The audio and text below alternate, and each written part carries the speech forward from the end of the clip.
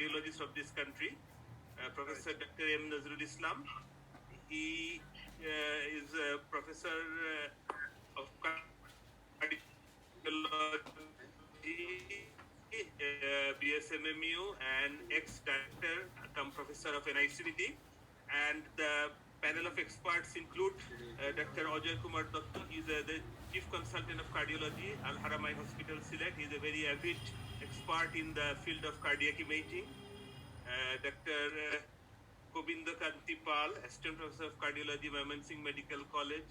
He is also a very renowned enthusiast in the field of cardiac imaging. Dr. Shahana Zaman, Assistant Professor of Cardiology, National Institute of Cardiovascular Disease. She is also a rising star in the horizon of cardiology of this country.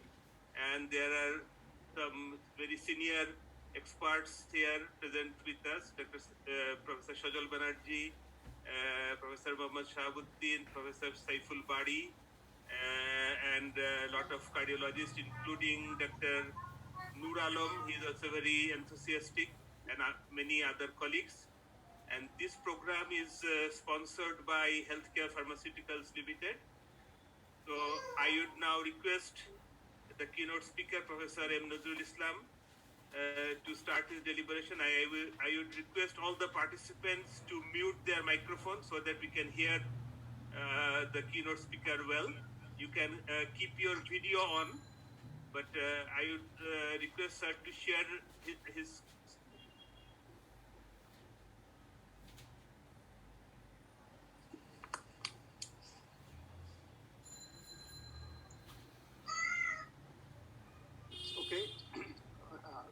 ঠিক আছে তো না এখন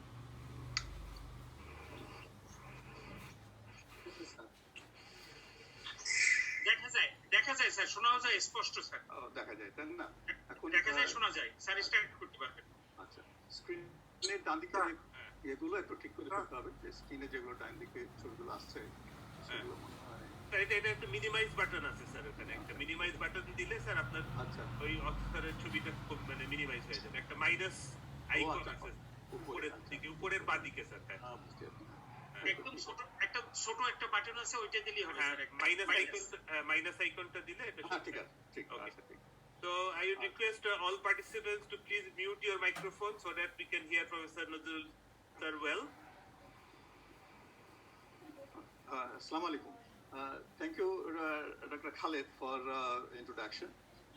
basically আজকে যেটা আমরা একটু আলোচনা করতে চাবো সেটা হলো যে এই যে করোনার পিরিয়ডে আমরা যে অস্থিরতার মধ্যে আছি, সেখানে আমাদের যে পেশেন্ট ম্যানেজমেন্টের ক্ষেত্রে ইমেজিং এর যে রোল, সেটা সম্বন্ধে কিছু আমরা একটু আলোচনা করবো। এই জিনিসটা হলো প্রত্যেকে আমরা যারা কার্ডিওলজিস্ট এবং অন্য যারা আছেন তারা সবাই কিছু জানেন এই ব্যাপারে অবশ্যই, যা সেটা রিক্যাপিচুলেট করা, যাতে আমাদের এই দুদিনে এই জিনিসগুলোর সঙ্গে একটা রিক্যাপিচুলেশন হয়ে যায়, যাতে করে এটা আমাদের এতে এই পরিস্থিতিতে এগুলোকে আমরা ব্যবহার করতে পারি।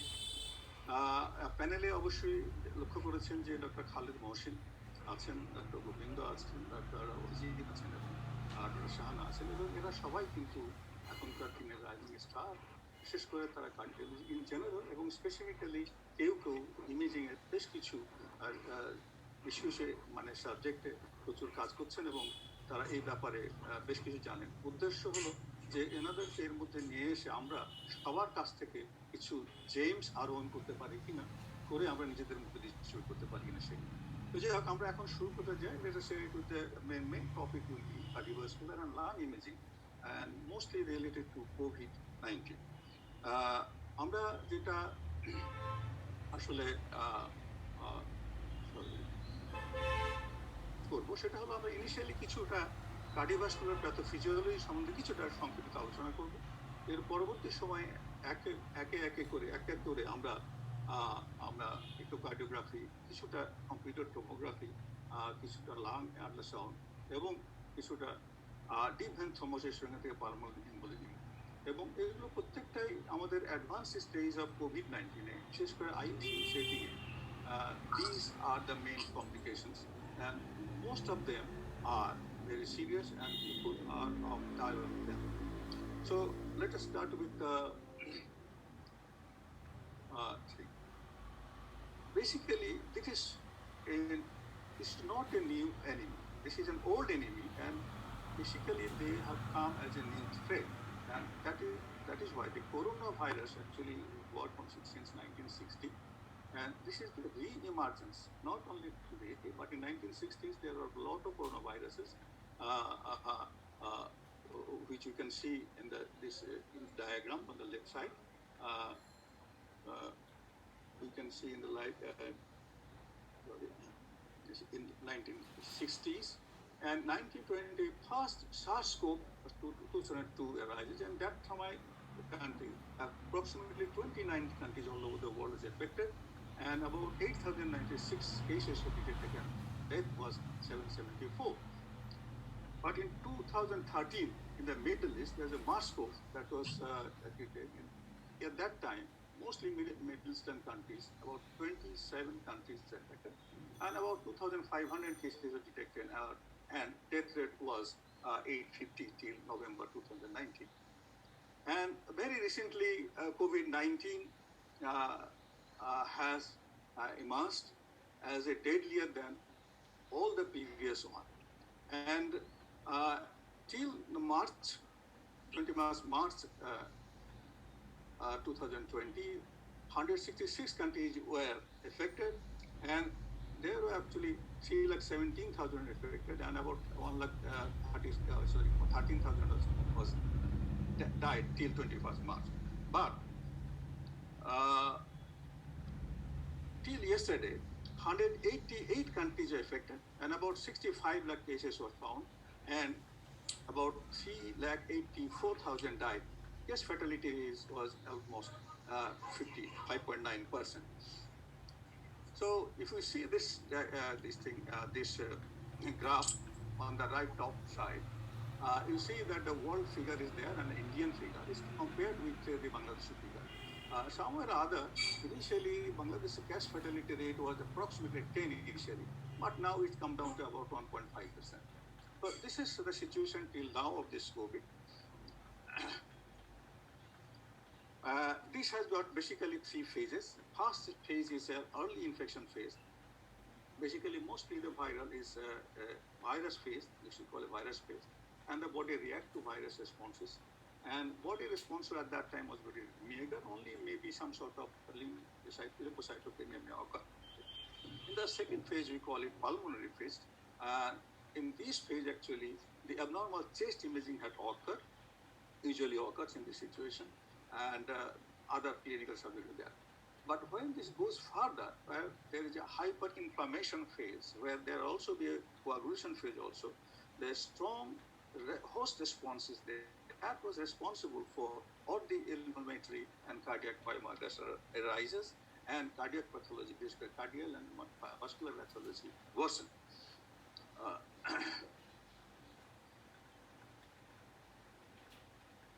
Now, basically, though this is a lung infection, basically lung infection and pneumonia is the primary pathology, but cardiac involvement is given a very significant role, both for its morbidity and mortality.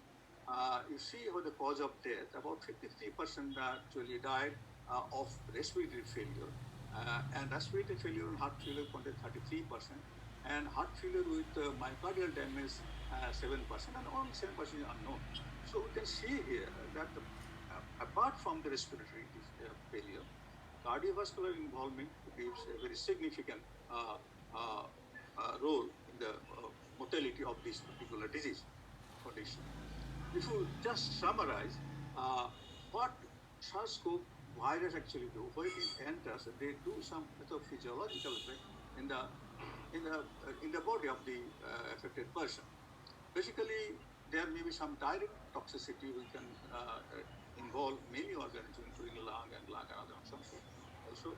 And there may be hypoxia mediated, because since it affects lungs and respiratory system, so hypoxia become one of the pathophysiological factor, and they can give rise to different type of pathophysiology. Another one, this is a febrile stage and infection stage, so there will be supply and demand mismatch, and all of us know that supply and demand mismatch actually causes some cardiovascular pathology, including myocardial infarction, myocardial syndrome. And overall, these infections give the cytokine storm that will give the general systemic illnesses, And important again is the DIC. And this may lead us to some clinical scenario. For example, we can have acute coronary syndrome, definitely have got myocarditis symbol or pulmonary myocarditis. Many of the cases may represent arrhythmias, venous thromboembolism, and of course heart failure and cardiogenic shock. So these are the cardiovascular related complications of the coronary disease. And imaging actually gives a must to for the diagnosis and for the management and follow-up and prognostication of this particular case. We know that myocardial injury or myocarditis is one of the first cardiac signs, and it has been seen that the prevalence is between 23 to 28% of this particular group, and they can present either with systolic or diastolic heart failure. They can also be complicated with myocarditis with or without pericardial effusion and tamponade. In severe cases, they may result to either type 1 or type 2 myocardial infarction due to its supply-demand mismatch, which I will mention. Another important, when the pathology advances and the respiratory system and other system involves, there may be right ventricular dysfunction, and in that case we get right ventricular dilatation with significant non-compliant lung because massive pulmonary embolism, worsening pulmonary hypertension, and some cases of left ventricular heart disease. So if these complication arises from COVID-19, we can have right ventricular dysfunction dilatation. And the last is venous thromboembolism, one of the known sequelae for those of the COVID-19 patient. So if we do this thing thoroughly, that the cardiovascular involvement is very quite common in these cases, and most of the morbidity and mortality are due to combination. So myocardial, in this case, sometimes we find that how can we difference myocardial injury and myocardial infarction? In this regards, I request to just consult the new definition of myocardial infarction, fourth definition. And here, practically, they have a differentiated between the pathological situation. Myocardial injury means only rise of CCTA, cardiac troponin. And if it is acute myocardial injury, clinical situation is the rise and fall of troponin. But and if you want to diagnose myocardial infarction, then it is apart from the troponin rise, you must have some of the classical clinical diagnosis. So during diagnosis of acute myocardial infarction, with or without myocardial injury, this definition we must follow. So this is from the EST guideline. You have seen, all of you have seen the level of troponin rise indicates when you should consider it is COVID or due to type 1 myocardial infarction. Higher the level of troponin, gross pulmonary myocardial infarction, or type 1 myocardial infarction, shock, or even a stress you can think of. Now, how to assess this cardiovascular involvement? Basically, as a clinician, we must clinically assess the patient, post chest X-ray, ECG, and elevated cardiac troponin. But cardiovascular imaging is useful for diagnosis other cardiac condition, which is related to COVID-19. As a consequence, actually, complementary imaging examination is frequently requested by the treating physician or cardiologist because to clarify the diagnosis and found the prognosis of the patient. And definitely in this regard, apart from other imaging, cardiovascular imaging and other imaging, echocardiography and lung ultrasonography is very important modalities to assess the hemodynamic and pulmonary status of the patient. Very simple, there is no typical lesion for chest X-ray in COVID-19, but there are some sort of findings like pneumonia will be there. In COVID patients, actually, they show that bilateral shadowing was found in about 73%, mostly with ground glass opacity, about 68%. There will be unilateral disease maybe in 25% only. Local patchy shadowing also will be seen, and interstitial abdomen will be seen in about 5% cases. Pleural effusion is not that much common, but can be found over here. This is an example of a COVID patient chest X-ray.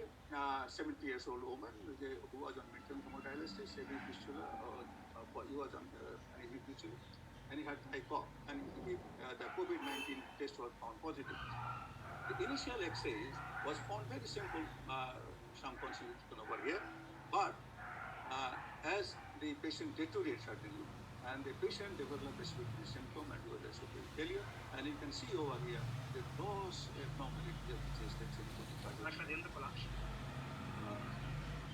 This is another example of a case who developed, who recovered, in fact, from COVID-19, who earlier developed ARDS. You see the initial chest X-ray, and then gradually they become deteriorated, and with treatment they improve, and you can see the last chest X-ray become almost clear, though there are some findings in the chest. And this was the initial diagnosis, CT scan. You can see the diffuse granular circulation in the chest X-ray. ECG definitely has not direct evidence, but there are certain abnormalities you can see that most of these are non-specific CT changes, and we can have some sort of arrhythmias both from the atrial or the ventricular sides, and we can have some sort of atrioventricular, intraventricular blocks, and we can see also some early repolarization in some cases, but none of these are definitive for corona. So from the ESC guidelines, this is how the importance of different type of imaging in case of COVID-19, which we have echocardiography, lung ultrasound, then chest X-ray, angiography, chest CT, thoracic, CMR, etc. And very rarely you need for invasive test. And if you see over here that the echocardiography has got a significant role in different situation where high troponin is a factor. So we can see there that the role of echocardiography, including all the suspected complication, has got a role, can be assessed by echocardiography.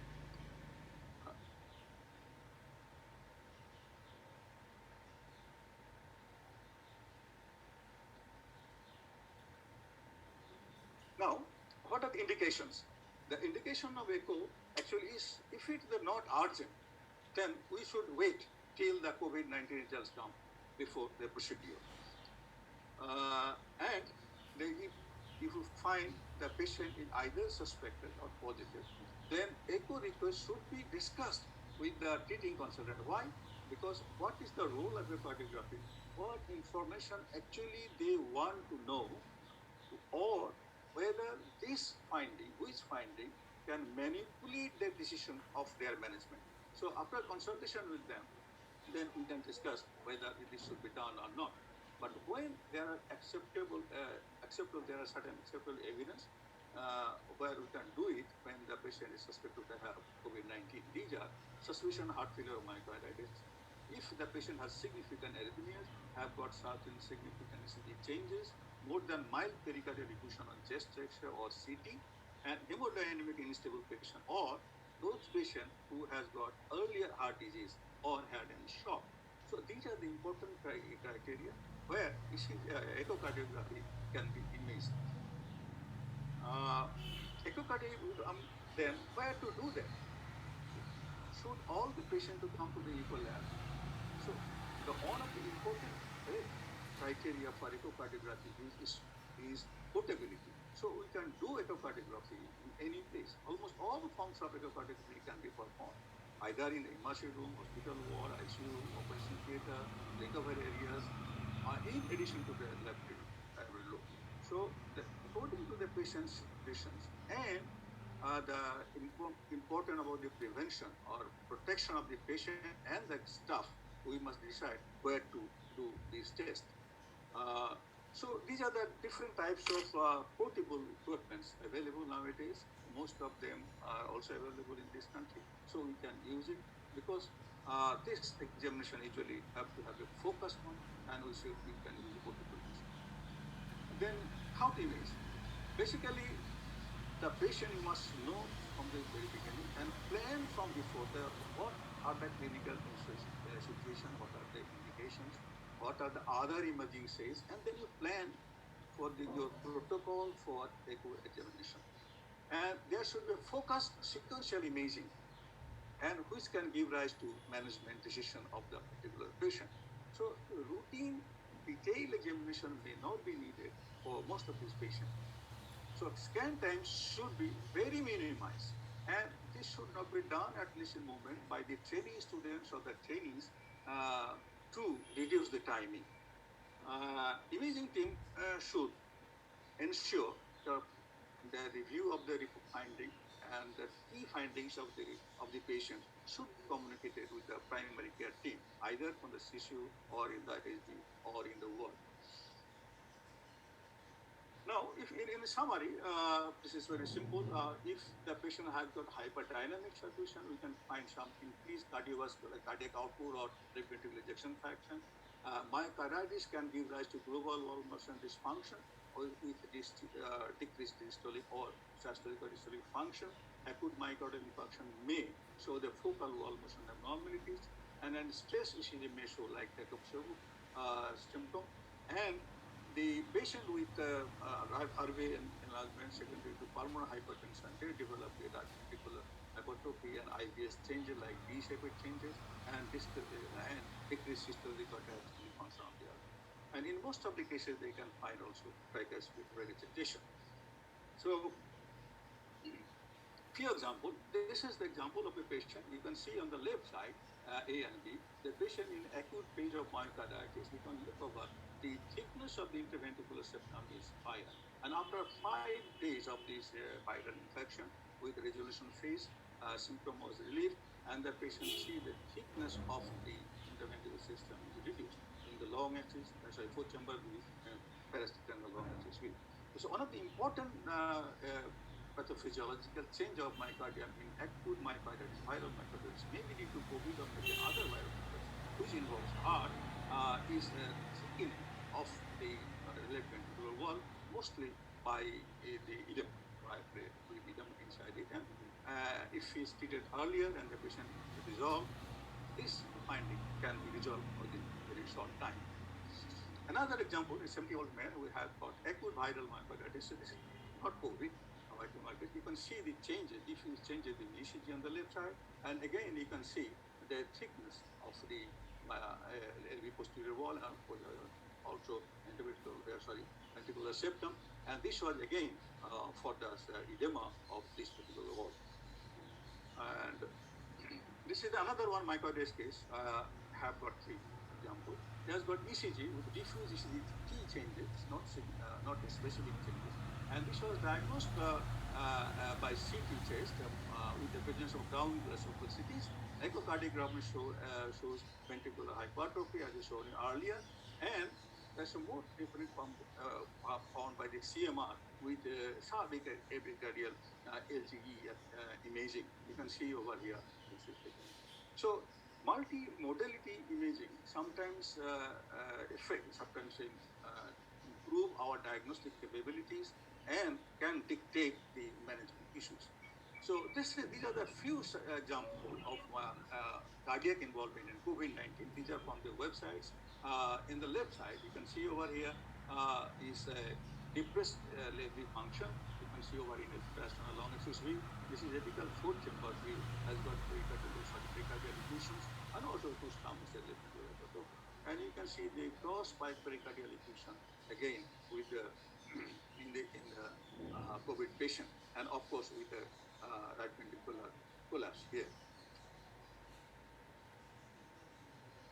So now, apart from the two-dimensional echocardiography, strain imaging in myocarditis plays some significant role. In patients with preserved left ventricular ejection fraction, I have seen earlier that the myocarditis patient may develop depressed LV function, but many patients also have left ventricular ejection fraction preserved, and they have also acute myocarditis.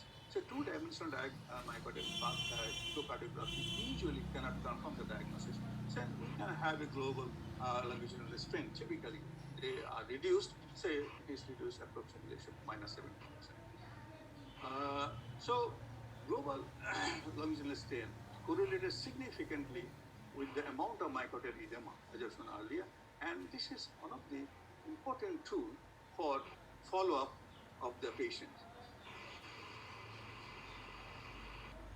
So you can also sometimes you can see that sharp epicardial GLS is sometimes better diagnostically than the normal GLS in the mid part. So all these findings, if CMR is available, can be verified by CMR for acute myocarditis remain. So since CMR and CT sometimes give more definitive diagnostic feature for this particular situation, so if available, that imaging technique can also be used. So a few examples about acute myocarditis and global. You can see significantly attenuation of the longitudinal of the GLS here. And here also you can see the bullseye again, some wall giving rise to reduction of GLS. This is on the left side, you can see the radial strain, and on the right side, you see the circumferential. Both the cases, this strain are normal. I'm not going in detail of this particular investigation. Another one is comparing the RV free wall. This is not the whole RV wall. This is RV free wall strain imaging. And our figure, you can see the norm RV strain is about -27%. And the patient with severe pulmonary hypertension, you can see that the RV strain is reduced to -11%. So 2D and 2D and RV longitudinal strain in patients with COVID, you can see here the 2D finding in short axis, the D7 is the significantly enlargement of the RV. Again, in the both chamber view, you can see RA and RV enlargement and both the sexes. And on the back side, you can see again the RV feeble longitudinal strain. Here again, this global strain is reduced. So very, very recent studies from China, where they showed that the RV strain as a prognostic marker of mortality in COVID. Here you can see the patient with RV longitudinal strain, the mortality is very high in those patients. So this is a short study, but quite significant information has been given. So next, apart from the above, after echocardiography, let's see some in summary about the computer tomography, basically just CT, and most of the cases, if available, it should be done if diagnosis is necessary. So this is this angiography, CT angiography is preferred than invasive imaging of the CAD. So if you strongly suspect that coronary artery disease, you need an angiography done, then before you participate, refer the patient for coronary angiography regularly, it is a better idea to do that. Since it is the time of exposure of the patient and the person. And cardiac CT may be preferred to TEE. So transvisual echocardiography can be deferred, and we can go for CT angiography to rule out left atrium, mainly left appendage and intracardiac thrombus, if could be, especially before cardiovascular. COVID-19 findings are consistent with a viral pneumonia. Actually, there is no specific findings for COVID-19 in CT. So actually in CT, in COVID patient, we diagnose the findings of pneumonia patients. So pneumonia actually commonly manifested as ground glass opacity, as I have shown you earlier. And the findings involve the rapidity, because the 1, 2, 3, 4 days it can go up to widely spread. You can find the widely spread of these pathological changes. So this finding may be progress up to 1 to 3 weeks, and most of the cases they hits the maximum finding in approximately 12 days. These are few examples. I'm going in detail. You see, in our patient, this is a 35-year-old COVID patient, and has got at a very small pneumonia concentration here. The second page, you can see the 47-year-old male. He has got consolidation. You can see in the right region over here, apart from the almost normal lung, this side. Other one is 34-year-old female. Regarding CT and imaging, maybe we'll learn more from Dr. Ajay after my presentation. And the last one, this 81-year-old female is quite obese patient. You can see the global significant amount of sugar, and this is given rise to the global organization. Same with the other two patients. Now, this is an example of a patient who is 44 years old male, has got COVID, and this is the ECG findings, quite not significant, but you can see over chest X-ray, some of the thickening of over here, but mild cardiomegaly is there. But is significantly hypertrophy, you can see in the CMR, and which can give rise to diagnosis. So lung ultrasound. Now after this, go for the lung ultrasound. Very recently, lung ultrasound has proved to be very useful, both for chronic or in acute lung disease condition, and it can detect pleural effusion because there are some extra vascular lung water. We can detect also pulmonary fibrosis, lung consolidation, and sometimes pneumothorax. So this is a new areas for the cardiologist, and possibly we can have some insight of the disease process from this disease. After my presentation, maybe Dr. Govindo will give some light on it also. Then. The important thing of lung ultrasound is this is very low cost. You can go for point care evaluation. And in cases of resource limited settings like ours, it is very important to practice it in the lab. So these lung ultrasound findings in most of the studies, they have significantly well correlated with the CD abnormality. So this has come in forefront, basically diagnosis in the emergency room, ICU room, CCU, and also for the prognostication of the patients, whether the patient is improving or not. So there are actually a right zone for how to, I'm not going to detail, but usually the patient is examined pointing to 8 zones, 4 on the right side and 4 on the left side. So this 4 is here to look like this. You can position it like this. You can go to of the palm just below the right clavicle, and the middle finger over here will be in the upper zone, and the middle of the second arm will be in the second line. And this is the anterior axillary line, mid axillary line, and post axillary line. So this is how the 4 quadrant actually is selected from each side of the arm. And this is the reporting format. You see in white region, there are 8 regions. Sometimes in the left side, the last region is omitted, but somebody may try of it. And you can find label the finding over these boxes, and through all this analysis, you can see whether the patient is getting pathology over there, where is the pathology, what is the pathology. Next, how to image. Basically, most of the modern medicine, they have got certain protocol, certain indicator how to do that.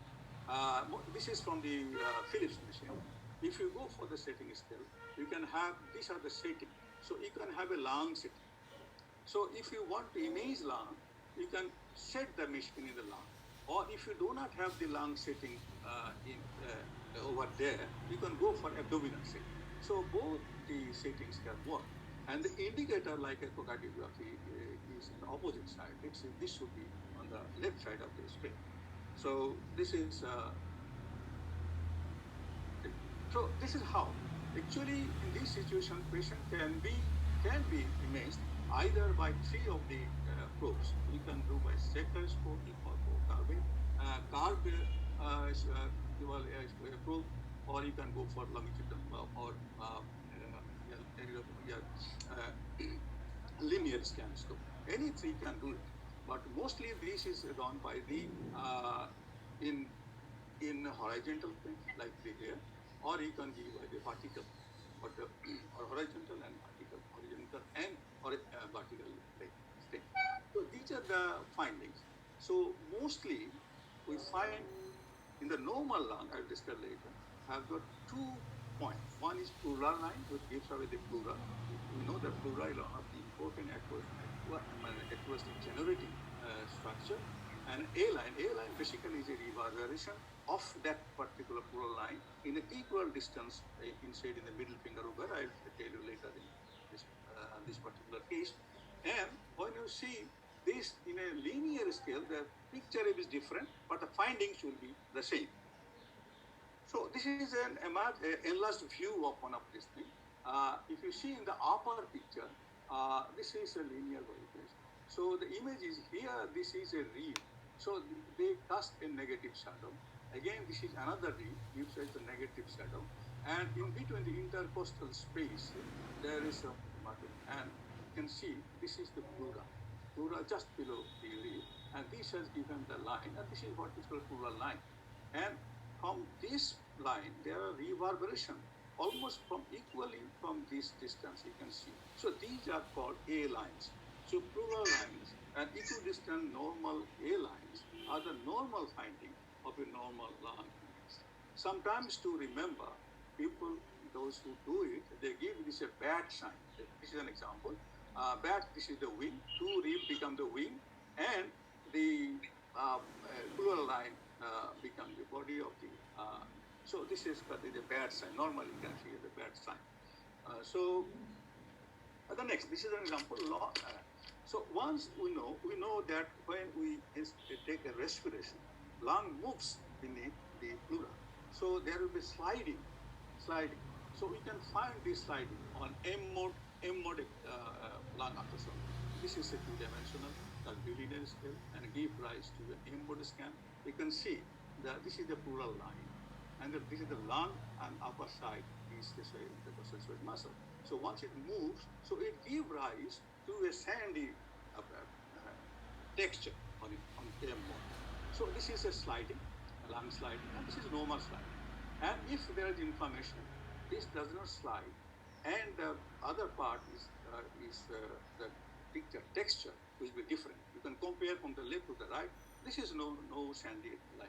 So this is one of the important findings. So sliding is a normal feature for the lung sonography. If there is no sliding, definitely there is some pathology in it. Next, the B lines. This is another line. The B line basically is a pathological line, and this is usually due to pulmonary interstitial syndrome. And these are random some hyper-echoic vertical reverberation. And these are called B lines. You can see over here, arrow has indicated different, at least 1, 2, 3 B lines. And the B line actually originates from the pleural line and goes below to the end of the scanning arc. You can see there. So this is started from the pleural line and goes beyond the line. So now some examples. So one example is a consolidation. So we're going for a quick. So we can diagnose this consolidation over from the texture. From here, we can have also pleural effusion. You can see over here, pleural effusion. And again, with the cross pleural effusion and consolidation. Here is the pleural effusion. And you can see over here in the cross consolidation of the lung.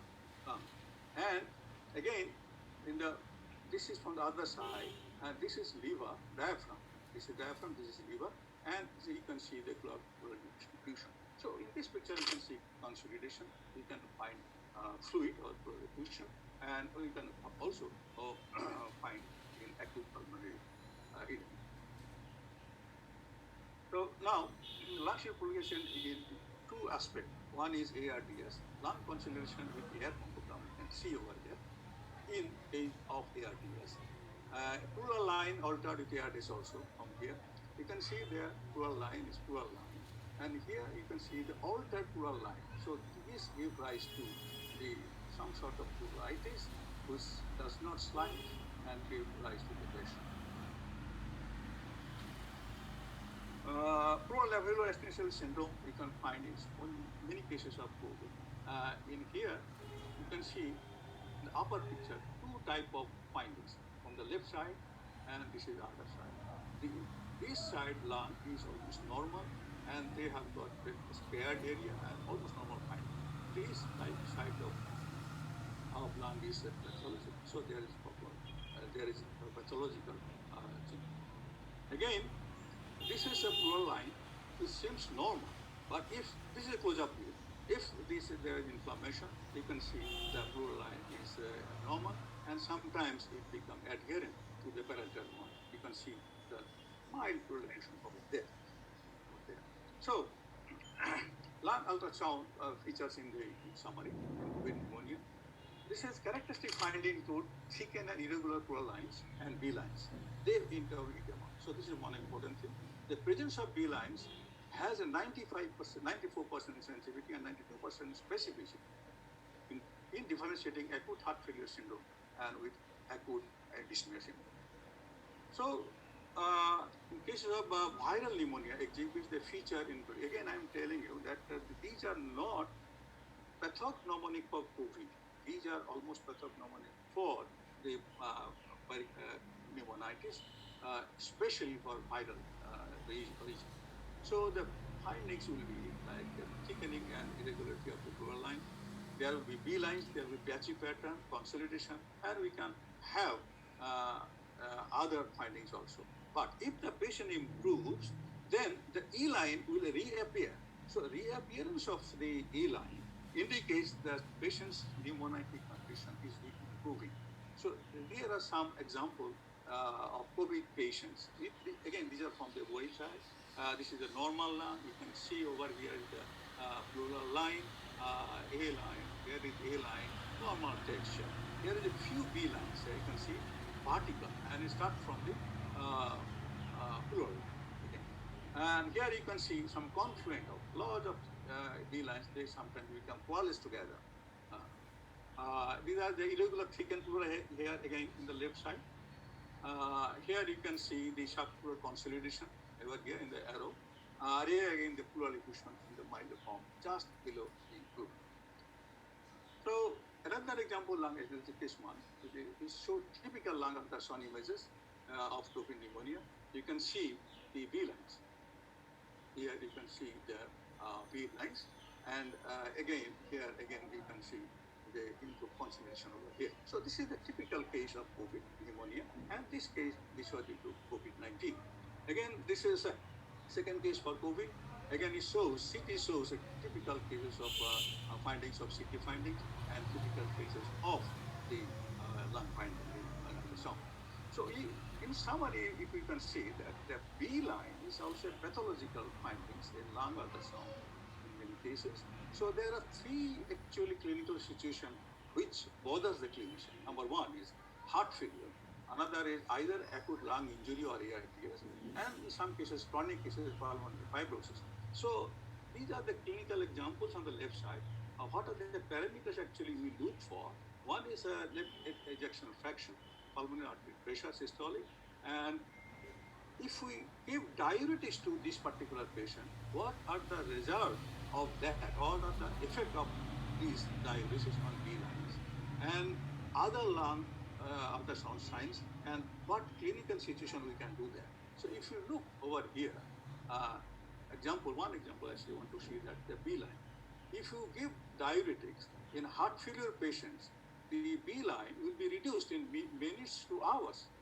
But ARDS, there will be no effect, and pulmonary fibrosis, there will be no effect. So this is an important finding to aspect to differentiate between. And this can be done either in the cardiology ward, internal medicine, emergency room, ARDS for the intensive care, and this is point of medicine. So in the middle group, acute lung injury and ARDS, if we think about these parameters, possibly we can differentiate between these clinical stages, and we can also find its prognosis or not. So this is another example, lung ultrasound. This patient has got chest X-ray over here. You can see the findings over there.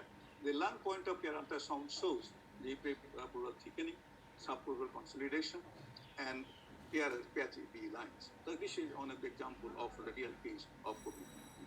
Another case you see over here on the left side, the chest X-ray, chest CT shows the pneumonia, and this is the lung ultrasound and concentration. And after improvement, you can see the almost clear of the CT scan, and also the improvement here. Only few B line present over here, and consolidation is also clear. So this is apart from CT scanning, this particular modalities we can have is effects on the prognostic and follow-up issues. And now the potential use of lung ultrasound management. So definitely this is a point of care diagnosis, and this can be involved with the triage of pneumonia symptom in patient with the CT scanning, and we can have this patient stratified prognostically and to monitor it and managing the patient, especially when to ventilate, when to wean, and evaluate the effect of therapy measures. For example, heart failure and effect of fluid low, how to manage fully this particular patient is very lung ultrasound can give a better look. The last part is venous thromboembolism in COVID. So this is again another imaging idea to diagnose VTE. VTE is really common in severely ill COVID patient, and systemic inflammation, then abnormal coagulation status, multi-organ dysfunction, and critical illness all actually contribute to develop VTE. The incidence of VTE is quite high, around 25% in patient hospitalized in ICU for COVID-19 or any other condition. So these are the few ultrasonographic images. You can see over differentiated part of the thickness in the venous system. This is in the internal artery. This is left external catheters across the thrombus here. Here is also another left common femoral vein. You can see over here. So the patients with a long morbid illness, DVT assessment is vitally important to prevent serious complications like pulmonary embolism. So very recent studies again from China, they show the patient who has got DVT has increased mortality rate compared to those who do not have DVT. So whether there is any symptom of pulmonary embolism or not, DVT scanning is important in morbid patient in ICU setting. So pulmonary embolism is another important slide. I was saying that one study shows amongst 107 patients, they found that about 20 patient had pulmonary embolism. It's quite significant now. So within the median time of 1 to 18 days. So when the patient admitted in the ICU, severe illness, these particular patients, among them, approximately 20% have developed pulmonary embolism. And we know that pulmonary embolism is pretty serious disease. So we can have some direct and some indirect evidence of this particular situation, pulmonary embolism. The indirect evidence, all of you know that there will be dilation on the right side, like artery and pulmonary. There will be global or regional arterial dysfunction. Sometimes it is called Cornell's sign. This is a picture where you can see the different component of the syndrome. You can have the paradoxis eye-based flattening. We have got tricuspid regurgitation, and we have got accentuated normal inspectable interventricular inferior vena cava, and decreased RV function, a functional area change, and there will be reduced or abnormal right ventricular longitudinal stent. So these are some of the findings you know about it. And this is the video where you can see the eye-based flattening, dilatation, and perforation. And this patient actually had acute pulmonary embolism. So this is another point where we can directly visualize. If we are lucky enough, we can visualize the embolus impacted, especially in the bifurcation of the pulmonary artery, who is dilated. This is the case, and this is the second case where we can see the embolus there. So this is an acute young patient, 65 years old COVID patient, non-specific TF changes in ECG, and you can see the significant T-shaped IBS with a heart failure. This is an acute situation for this particular patient. And on assessment, this patient has got serious TR, and his pulmonary systolic pressure was 60 in the market. And in acute COVID cases, acute pulmonary cases, this is some of the CT scan from the COVID, and they have got also the lung infection over there. And this is the final slide where the severe acute proximal pulmonation of this patient, again from the China. This was a 45-year female, has got hypertension from this. And he was admitted for cough, and he was found COVID positive and was a severe oxygen desaturation. But his ejection fraction on echo was 65 with hyperkinetic RB, and there was severe pulmonary hypertension. And the COVID PCR was normal. This patient was subsequently found to be pulmonary embolism, and surgery was done. And this the lower picture are the thrombus they recovered from the patient. So now, ladies and gentlemen, you're at the end of the session. We can give some of the take-home points. So COVID-19 is a new threat from the old enemy with the re-emergence of coronavirus. Apart from COVID-19 pneumonia, myocardial injury and fulminant myocarditis indicate very poor prognosis in this patient. Potential association between COVID-19 and fulminant should also be considered because of its poor prognosis. And assessment of cardiovascular involvement in COVID-19 is important for the proper management of the patient, of course, for prognostication and for follow. So the last but important aspect is the integration of clinical evaluation with cardiovascular lung imaging improves the management of COVID-19 patient in the ward or in the ICU or in any hospital situation. So with this, ladies and gentlemen, I like to end this presentation. Sorry for the bothering presentation for you. Thank you very much. Thank you, Moshin. You can go ahead. Yes, sir. Please, you exit from the share screen option. Yeah. Yes. Share the screen.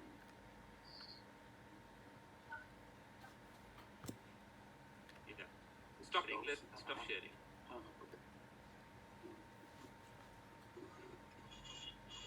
Okay. Okay. Thank you. Yes, sir. Yeah. Thank you, sir, for your very elaborate and very thought-provoking presentation. Particularly the lung imaging is a very new technology. So now we will be hearing a few words from the panelists first. Then we will have some comments from the senior teachers of cardiology who are with us, and then we will take the questions. Actually, the lung imaging, sir, has introduced to us. Traditionally, the lung imaging has been used to evaluate the small and encysted pleural effusions and for the ultrasound guided drainage of small effusion, but we have come to know that it has got a very important role in this era of COVID infection. And we must emphasize that the imaging modalities are not specific to COVID infection. It starts from chest X-ray, CT imaging, MRI, CT, lung. These are all they're not diagnostic. They can be found in other infections.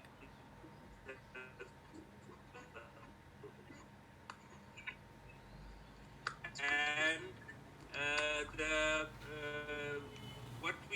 what the sir has said about only the endothelial toxicity by the virus itself damages the endothelium, and the cytokine storms sir has already told about it, and it can be predicted by seeing the serum ferritin level. If you find a very high level, we should be careful about the imminent cytokine storm. And regarding the DIC, there is a DIC scoring based on a few parameters, likely the platelet count, the D-dimer, the fibrinogen level, and the prothrombin time prolongation. We should be monitoring those in a regular fashion. And regarding the CT is more informative than the chest X-ray because of the ground glass opacities are seen about 90%, and it is frequently bilateral, multilobar, and it is affecting the posterior lobes of the tongue. So request Dr. Govindra Kantipal, he will be speaking a bit detail about the lung imaging. I request him to add on what our Nazrul sir has said. Over to Dr. Govindra. Thank you.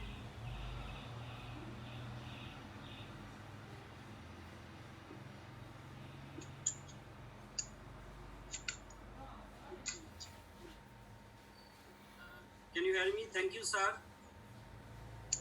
Yes, we can hear you, Govindo. I clearly seen my slide. Your slide is not open yet, actually. Just wait. Now? Yeah. Yeah. Yes. Yes. Thank you. Our Honorable Professor Dr. Mohammad Nazrul Islam sir, he will cover everything, I think, the pros and cons of lung and cardiovascular imaging in details. This is ex-director of NICBT and professor and course director of DSMU. Thanks, King or Professor Professor Khalid Mohsin sir, moderator and panelist, Dr. Ojoy, our panelist, Dr. Shana Jaman, and respected viewers, all of our senior teachers here. It's my pleasure to present here lung ultrasound, but almost everything will be covered by our Honorable Professor Nazrul Islam sir. Lung ultrasonography based on the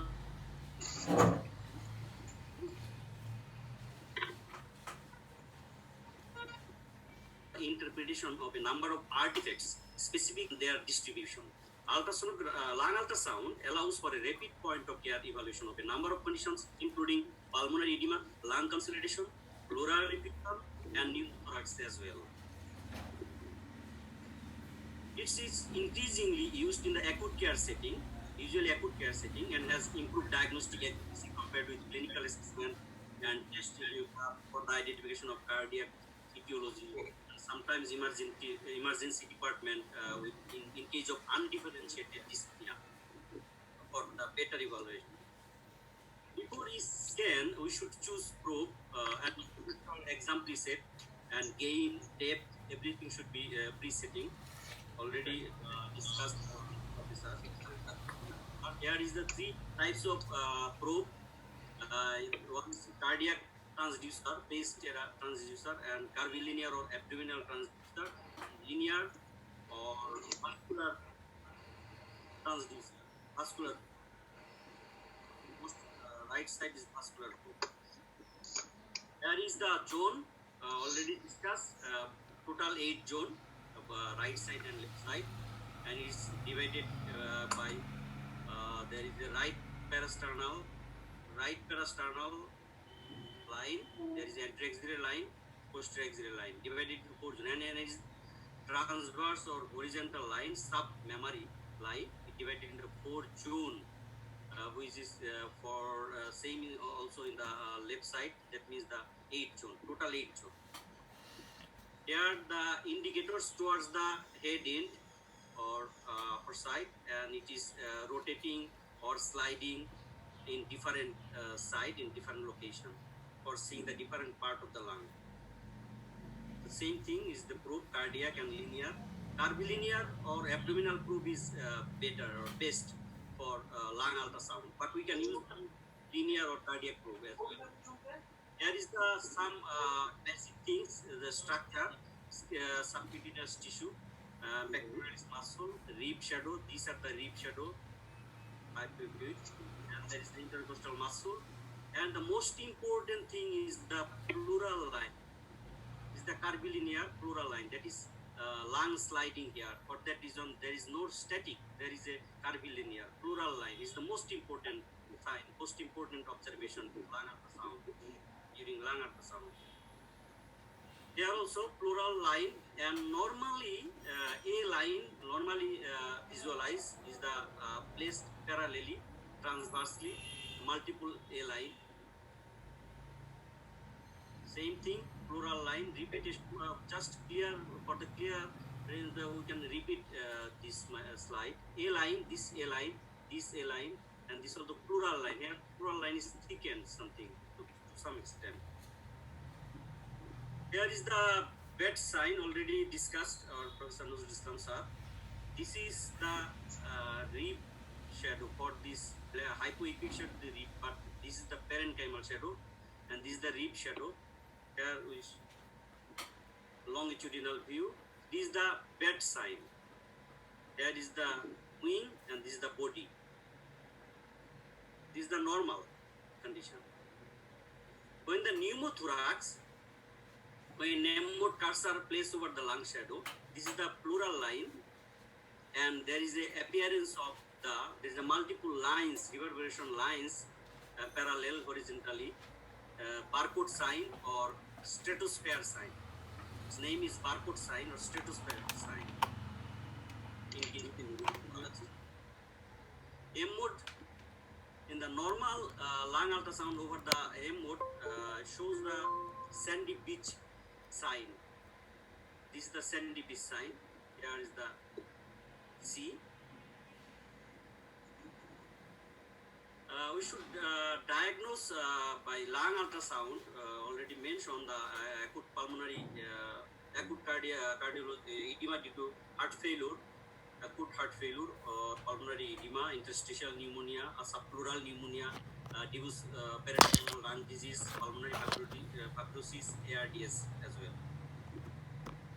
Interstitial syndrome, here the heart failure, due to heart failure, comet tail or rocket line, that means multiple B-line, ধূমকেতুর মতো থাকবে, multiple B-line reverberation line from the thickened pleura. Obliteration of A line, but absent A line. There is no A line. This is the significant. Multiple reverberation line from top to bottom and hyperechoic and disappearance of the A line. Moving with lung sliding. Here lung also to some extent sliding. This is the B line, multiple B line. This is the B line. This is the rib shadow, hypoechoic shadow. Hyperechoic shadow multiple, it's a B line. This is the normal lung sliding. Here the curvilinear, but here is static, absent lung sliding, thickened and static due to subpleural pneumonia.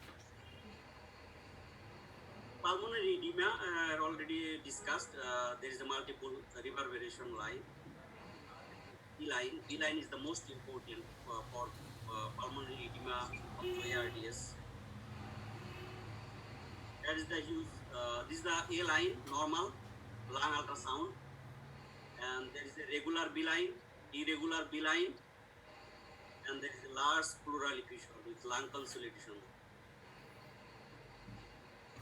Comet tail artifact, B line also called comet tail artifact. That means ধূমকেতুর মতো দেখা যাবে, pleural line থেকে সেটা direct করে ultimately bottom of the scan. Distribution of B line correlate with CT signs of fibrosis as well. Associated sign, pleural line abnormalities, subpleural abnormalities, and non-homogeneous distribution. B line in ARDS, anterior subpleural consolidation, reduction of lung sliding, ARD of non-normal lung parenchyma, non-homogeneous distribution here, B line, and pleural line abnormalities as well. Here also chart here, COVID-19 patient lung after lung ultrasound, here B line found in moderate, severe, critical 100% cases, and consolidation found is only severe and critical cases, 60% and 64% respectively. One of the article published 27th April 2017, echocardiography and lung ultrasonography for the assessment and management of acute heart failure. Some limitation, some limitation can only detect pathology that reaches usually the lung periphery, and some technical challenges, and operator should be skilled. Key message: it's bedside procedure, less time consuming, ionizing, lung ultrasound conducted without major disruption in workflow, usually take less than 10 minutes, and it's emerging as a promising imaging alternative for the diagnosis of pneumonia, especially in case of children. Thanks to all. Thank you very much. Thank you everybody. Thank you, Dr. Govindo, for further clarification on lung ultrasound. Would you please stop sharing your screen? Yes, sir. Now I would request Dr. Ajay Kumar Datta, Chief Consultant Cardiology Al Haramain Hospital, to speak a few words about the cardiac imaging, particularly in context of cardiac CT and MRI. He's developed some enviable expertise in two imaging modalities. Dr. Ajoy, please. Thank you, sir, for giving me the opportunity in this learning. Actually, to share my experience regarding acute imaging in pandemic. Actually, the CT coronary imaging now emerged as a main tool of imaging in pandemic area, where acute coronary syndrome diagnosis by invasive is now most of the area is. Some patients who has atypical chest symptoms, non-specific STD changes, and biomarkers are raised. Then we have to take decision whether this patient suffering from acute coronary syndrome, I mean type 2 MI, or it is merely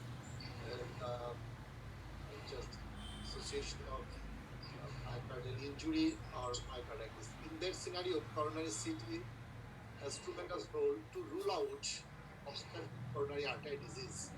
And coronary CT has the negative predictive value almost 99 to 100%. We can exclude obstructive coronary artery disease by coronary CT in that scenario. And the MRI, actually now in the worldwide MRI in COVID era is very rarely effective because there is time-consuming protocol is to take 30 to 40 minutes and patient should be stabilized. There is a chance of contamination with the staffs, and there should be deep cleaning of the machines and transportation. So very few cases where there is a dilemma of myocarditis in echo and clinical suspicion, then we can do cardiac MRI. Now, cardiac MRI is the key modalities, and the second is the non-invasive modalities to diagnose cardiac myocarditis after endomyocardial biopsy. Lake-Lewis criteria, we know the Lake-Lewis criteria, there is 2 to 3 criteria. There's 2 major, 2 minor criteria. We know myocarditis is the inflammation of the myocardium. So myocardium is edematous, and MRI has sensitivity to detect any edematous tissue. So any edematous tissue can be easily detected by the MRI. And myocarditis, on the basis of severity, may be associated with extensive necrosis. And MRI is also has the ability to tissue characterization, where the necrosis is present or not. So we can detect edema, we can detect necrosis. Now is the question, this necrosis, whether it is due to myocarditis or due to ischemia. So there is a pattern of necrosis.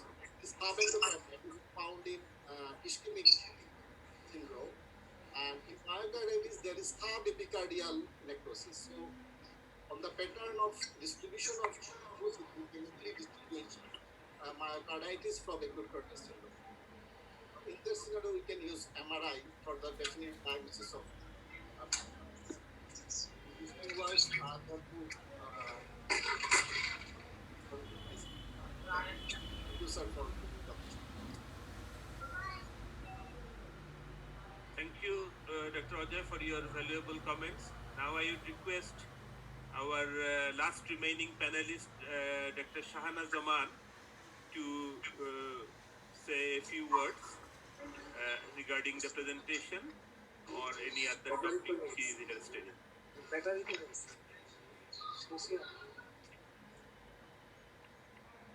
Shahana Zaman. Assalamualaikum. Can you hear me? Yes. Yes. It is really little left behind after such elaborative and well-explained lecture of Professor Nazrul Islam sir, who is one of the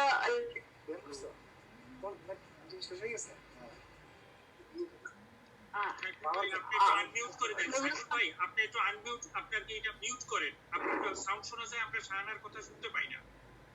Saiful ভাই ঠিক আছে, ঠিক মনে হয় ঠিক আছে নাকি? ওকে, Can I hear to all? Yes yes. Yes, yes. It is really a little left behind after such elaborate, well-explained lecture of Professor Nazrul, who is a living legend in our era of cardiovascular medicine.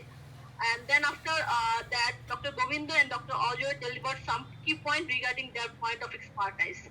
I have nothing to say more. I will just summarize some points like, first of all, as Nazrul sir says, when we cardiologists will be involved in the COVID patient management, it is very important. If any medicine specialist asks for call cardiologist, then it should be well explained why they are called, they are referred, because we should do imaging in a very focused way in both cardiovascular imaging and as well as lung imaging. Cardiovascular imaging, we should not do the elaborative examination. We only do the parasternal long axis, short axis, then apical 4 and 5 chambers, and subcostal mainly to see the inferior vena cava. Inferior vena cava. Why inferior vena cava? Is mainly the fluid status of the patient. Then lung imaging is very important, as COVID-19 is mainly a disease of the respiratory system. Respiratory system, it helps in the diagnosis, to provide the severity of the disease, to therapeutic options, prognosis of the disease. It is very much well explained first, Nazrul and Govindo about the different modalities. I want to say something. Just with echo probe, we can use both curvilinear, echo flat probe, and a straight probe. But just if we only have the echo probe, we can diagnose many things in the lung imaging. First of all, if we find proliferation, hello,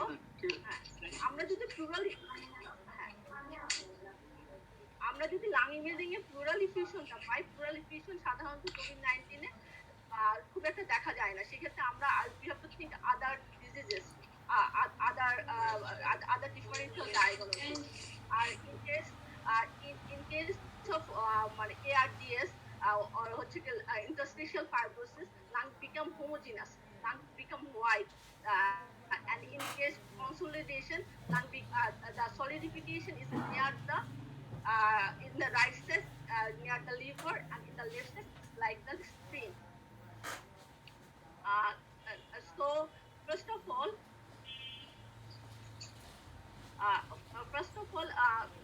for everything we have to be expertise.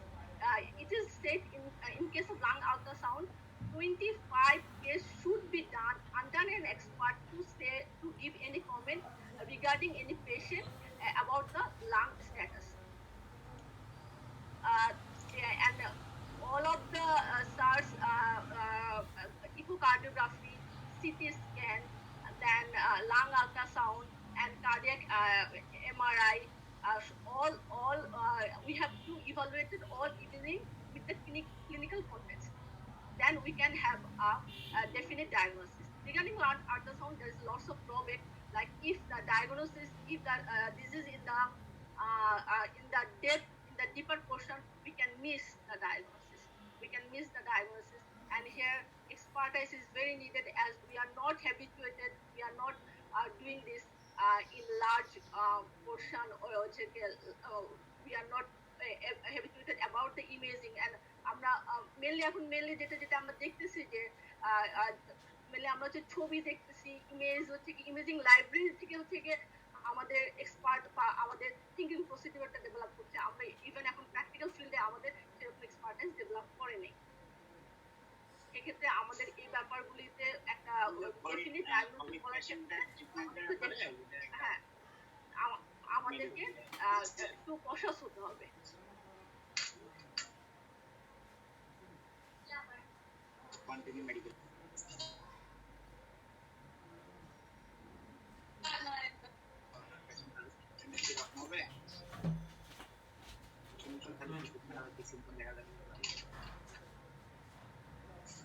Shahana শেষ হয়ে গেছে, Khaled. Okay. Thank you, Dr. Shahana, for your nice comment. Please, those who are not speaking, please unmute your microphone. Sorry, mute your microphones. Otherwise, it is very difficult to hear by the audience. Now, I will request the senior medical teachers who are with us to their brief comments. I would request Professor to say a few words. Nazrul sir, can you hear me, please? Please unmute yourself. Yeah, yes, please, sir.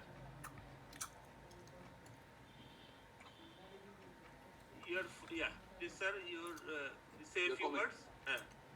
Few comments, sir. Yes, প্রথমেই আমি আমার mentor এবং আমার teacher, আমার সর্ব সময়ের শ্রদ্ধেয় teacher professor Nazrul Islam স্যারকে ধন্যবাদ জানাবো যে স্যার এত ভিভিডলি এত সুন্দরভাবে আমাদের দুটো সাবজেক্টই খুব সুন্দরভাবে পড়িয়েছেন। কারণ আমি সবসময় মনে করি যে সবার আমি ছাত্র, আর এই পড়ার তো কোনো শেষ নাই। আজকেও স্যার খুব ভালোভাবে ইকোকার্ডিওগ্রাফি এবং এই চেস্ট আল্ট্রাসাউন্ড দুটো ব্যাপারই খুব ভালোভাবে ইম্পর্টেন্স দিয়ে, পার্টিকুলারলি এই কোভিড এরায় আমাদের কী কী দেখার ব্যাপার এবং কেমনে দেখার ব্যাপার, এই দুটি জিনিসই খুব সুন্দরভাবে শিখিয়েছেন, বলেছেন। যার জন্য আমি স্যারকে সিনসিয়ারলি থ্যাঙ্কস এবং গ্রেটিটিউড জানাবো। আর ইমেজিংয়ের ব্যাপারে স্যার সবসময় পায়োনিয়ার, আর স্যারকে ধন্যবাদ জানাবো যে স্যার সবসময় এই লিডারশিপটা বজায় রাখুন। স্যার যেন সুস্থ থাকেন, ভালো থাকেন। সাথে ডক্টর গোবিন্দ এবং ডক্টর অজয়কে ধন্যবাদ দেব, শাহানাকে ধন্যবাদ দেব, আর খালিদ মহসিন মডারেটর হিসাবে খুব ভালোভাবে অনুষ্ঠানটি প্রেজেন্ট করায় সবাইকে আন্তরিক ধন্যবাদ এবং পার্টিসিপেন্ট সবাইকে সালাম এবং ধন্যবাদ। সবাই ভালো থাকবেন, সুস্থ থাকবেন। Thank you, Shajal sir. Thank you.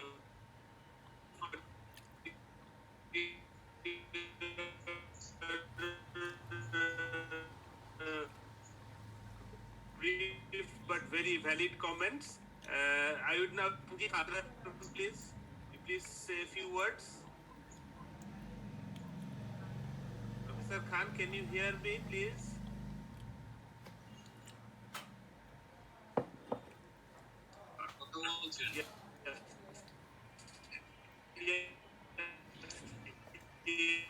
Yeah, please. Hello, হ্যাঁ শোনা যায় রঞ্জিত, শোনা যায়। রঞ্জিত বলেন। ধন্যবাদ ডক্টর খালিদ মহসিন। আমি আমাদের নজরুল স্যারকে কৃতজ্ঞতা জানাই স্যারের এই মুহূর্তে এত সুন্দর একটা প্রেজেন্টেশনের জন্য। আজকাল দেখা যায় যে বেশিরভাগ ডাক্তারই অন্যান্য ইনভেস্টিগেশন নিয়ে ব্যস্ত থাকে, কিন্তু এখানে খুব কম সময় দেওয়া হচ্ছে ইন্টারপ্রিটেশনের জন্য আমার মনে হয়, যার কারণে স্কিল পার্সনের খুব অভাব দেখা যাচ্ছে। আমার মনে হয় স্যারের এই প্রেজেন্টেশনটা সবাইকে এনকারেজ করবে এটাকে নতুন করে কিছু সময় দেওয়ার জন্য এবং এই ধরনের কমপ্লিকেটেড রোগগুলো যাতে আমরা ফার্নিশিয়েট করতে পারি, এটা খুব হেল্পফুল। আর বেশি কিছু আমি বলবো না, সবাইকে খুব ধন্যবাদ জানাই। Thank you, Professor Ranjit Khan. Now I request Professor Saiful Bari. Professor Saiful Bari, can you hear me, please?